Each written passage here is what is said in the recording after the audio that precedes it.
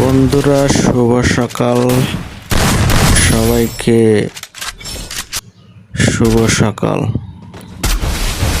তো তোমাদেরকে আজকে আমি দেখাবো যে কাস্টমে কিভাবে হাইলাইট করতে হয়।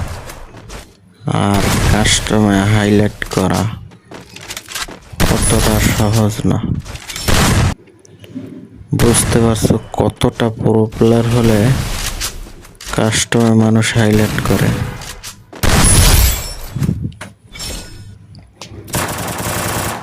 দেখতে পাচ্ছ কিভাবে হাইলাইট করতেছি।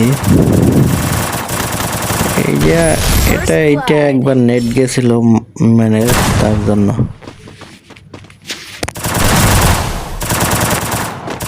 এবার দেখো কিভাবে একটা দিলাম। তো